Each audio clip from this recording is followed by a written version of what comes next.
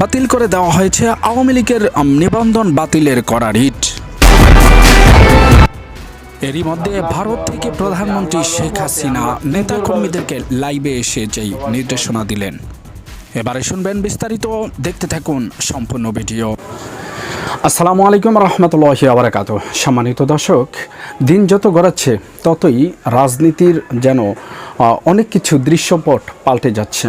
দর্শক, ইতিমধ্যেই আপনারা জেনে থাকবেন যে প্রধানমন্ত্রী শেখ হাসিনার অর্থাৎ আওয়ামী লীগের নিবন্ধন বাতিলের জন্য যে রিট করা হয়েছিল আদালতে, সেই রিটকে খারিজ করে দেওয়া হয়েছে। সেখানে বলা হয়েছে যে পুলিশকে হত্যা কিংবা আন্দোলনে নেতাকর্মীদেরকে, সাধারণ ছাত্র জনতাকে যারা হত্যা করেছে সেটি ছিল একজন লোকের নির্দেশ, আর একটা লোকের নির্দেশের দায়ভার কখনো একটা দলের উপরে পড়তে পারে না, যার কারণে সেই রিটকে খারিজ করে দেওয়া হয়েছে। এই রিটকে খারিজ করে দেওয়ার পরেই যেন সব কিছু আবার নতুন করে সাজানোর চেষ্টা করছে আওয়ামী লীগ। হঠাৎ করেই ভারত থেকে সরাসরি নেতাকর্মীদেরকে লাইভে ফোনে যা বললেন প্রধানমন্ত্রী শেখ হাসিনা, সেটি বিস্তারিত দেখানোর চেষ্টা করব আজকের ভিডিওতে। দর্শক, ভিডিওর ইন্ট্রো দেখেই হয়তো বা বুঝে গিয়েছেন আজকে যে সকল বিষয় আলোচনা করা হবে ভিডিওতে, তাই ধৈর্য সহকারে সম্পূর্ণ ভিডিওটি দেখার চেষ্টা করবেন। এরকম নিত্য নতুন আপডেট নিউজগুলো পেতে অবশ্যই চ্যানেলটিকে সাবস্ক্রাইব করে পাশে রাখা বেল বাটনটি অন করে দিবেন, তাহলে প্রত্যেক মুহূর্তের আপডেট নিউজগুলো পৌঁছে যাবে আপনাদের কাছে। তো কথা না বেড়ে চলুন দর্শক, আমরা ভিডিওর মূল পয়েন্টে চলে আসি।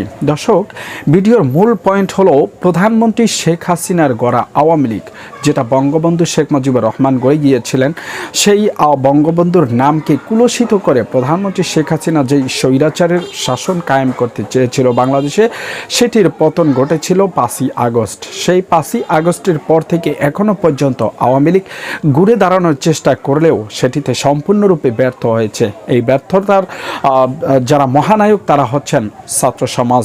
দর্শক, আপনারা ইতিমধ্যে দেখেছেন যে বিশেষ করে ছাত্র সমাজের পাশাপাশি বাংলাদেশ সেনাবাহিনীর কথা না বললেই নয়, যারা খুব গুরুত্বপূর্ণ দায়িত্ব সহকারে সকল হতাহত কিংবা সকল হামলা মামলার পিছন থেকে যেভাবে নেতৃত্ব দিয়ে দেশটাকে দ্বিতীয়বার স্বাধীনতা তুলে এনে দিয়েছেন, সেই সেনাবাহিনীর কথা একেবারে না বললেই নয়। সেনাবাহিনী এবং সাধারণ ছাত্র জনতার প্রচেষ্টায় নতুন যেই বাংলাদেশ, সেই বাংলাদেশের কারিগর হচ্ছেন ডক্টর ইউনূস।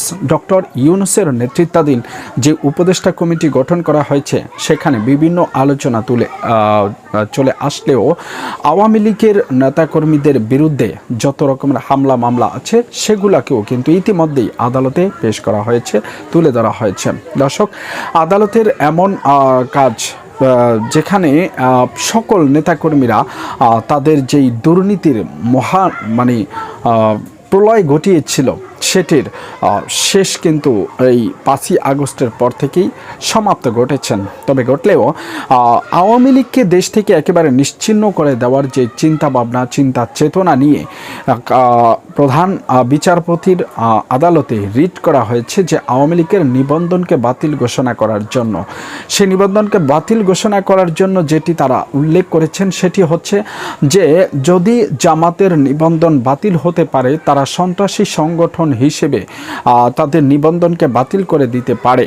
যদি তাহলে জামাত ইসলাম শেষ পর্যন্ত আমরা জানতে পারলাম যে 5ই আগস্টের পর তারা মূলত সন্ত্রাসী সংগঠন নয়, এবং তাদের সংগঠনকে বিভিন্ন রকমের শুভেচ্ছা পর্যন্ত জানিয়েছেন যুক্তরাষ্ট্রের একাংশের অনেক নেতাকর্মীরা। দর্শক, কথা হলো যে যদি সন্ত্রাসী সংগঠন হিসেবে জামাতের নিবন্ধন বাতিল করা হয়, তাহলে সাধারণ ছাত্র জনতাকে যারা কোনো কারণে, বিনা কারণে, অকারণে গুলি করে মেরেছিল, রাজপথে ফেলে দিয়েছিল, শুধুমাত্র তাই নয়, আপনারা দেখেছেন ইতিমধ্যে একটি ভাইরাল ভিডিও পর্যন্ত হয়েছে যেখানে পুলিশ মেরে এক একটা করে লাশের স্তূপ দিয়েছিলেন একটা ভ্যানে। সেই ভ্যান কোথায় নিয়ে যাওয়া হয়েছে এবং সেখানে কাদেরকে মারা হয়েছে এবং কি করেছে সেই লাশগুলা দেখে এখন পর্যন্ত সে হদিস পাওয়া যায়নি। এত শত শত মানুষ, হাজারে হাজারে মানুষ যারা নিহত করলো, যারা গুলি করে মারলো, তাদের দলের নিবন্ধন কি করে টিকে থাকে, সেটা নিয়েই কিন্তু আদালতে রিট করা হয়েছিল। তবে সর্বশেষ সেই রিটটিকে খারিজ করে দেওয়া হয়েছে। এখন আওয়ামী লীগ আবার স্বাচ্ছন্দ্যে বাংলাদেশে নির্বাচন করতে পারবেন কিংবা রাজনীতি করতে পারবেন, তাদের রাজনীতিতে কোনো বাধা নেই। কথা হলো রাজনীতির যিনি মানে প্রধান যিনি দিক নির্দেশনা দিবেন তিনি তো দেশ ছেড়ে চলে গিয়েছেন এবং তার নেতাকর্মীরাও দুর্নীতির দায়ে দোষী সাব্যস্ত প্রমাণিত হয়ে আদালতে আছেন এবং রিমান্ড কয়েকদিন পর পর তাদেরকে রিমান্ড নেওয়া হচ্ছে, একজনকে ধরছেন রিমান্ডে নিচ্ছেন। এবং এর পিছনে সালমান এফ রহমান আপনারা জানেন তিনি গ্রেপ্তার হওয়ার পরে সব কিছু খোলাসা করে দিয়েছেন এবং তিনি ক্ষমা চেয়েছেন, পাশাপাশি তাকে মুক্তি দেওয়ার কথা বলা হয়েছে। যদি তাকে মুক্তি দেওয়া হয় তাহলে তিনি আবারও পুনরায় দেশকে নতুন করে সাজিয়ে দিবেন এমন বক্তব্য দিচ্ছেন। কথা হলো তাহলে দেশটাকে ধ্বংস করলো কে? সেই প্রশ্নের জবাবে উঠে এসেছে সজীব ওয়াজেদ জয় এবং শেখ রেহানার মেয়ের নাম। তবে তাতেই কি মানে থেমে থাকবে? না, আরও যারা দুর্নীতিগ্রস্ত ছিলেন তাদের সবার নাম আস্তে আস্তে চলে আসছে। ইতিমধ্যে আপনারা দেখেছেন বিভিন্ন সোশ্যাল মিডিয়াতে কিন্তু সে বিষয়টি প্রকাশ পেয়েছে বা পাচ্ছে।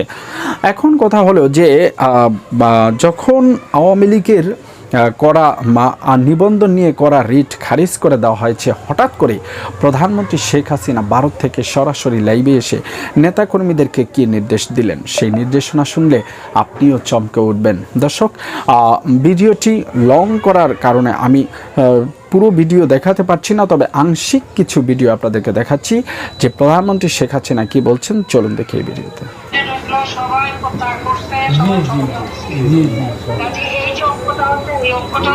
দর্শক, মূল পয়েন্ট আপনাদেরকে দেখানোর উদ্দেশ্য, কারণ এখানে ইউটিউব চ্যানেলের অনেক রকমের মানে নিয়ম বিধিনিষেধ আছে, নিয়মকানুন আছে, যে কারণে আমি পুরো ভিডিওটি আপনাদেরকে দেখাতে পারছি না। তবে মূল কথা হচ্ছে যে প্রধানমন্ত্রী আবারও বাংলাদেশে ফিরছেন এবং সাবেক প্রধানমন্ত্রী শেখ হাসিনা আবারও বাংলাদেশে ফিরছেন এবং বাংলাদেশের রাজনীতি দিয়ে নতুন করে তিনি পা রাখছেন।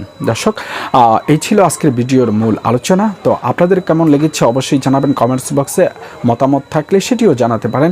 এরকম নিত্য নতুন ভিডিও পেতে অবশ্যই চ্যানেলটিকে সাবস্ক্রাইব করে পাশে রাখা বেল বাটনটি অন করে দিন, তাহলে প্রত্যেক মুহূর্তের আপডেট নিউজগুলো পৌঁছে যাবে আপনাদের কাছে। আজকের মতো এখনকার মতো এখানে বিদায় নিচ্ছি, দেখা হবে অন্য কোনো ভিডিওতে। ততক্ষণ পর্যন্ত ভালো থাকুন, সুস্থ থাকুন। আসসালামু আলাইকুম ওয়া রাহমাতুল্লাহি ওয়া বারাকাতুহু।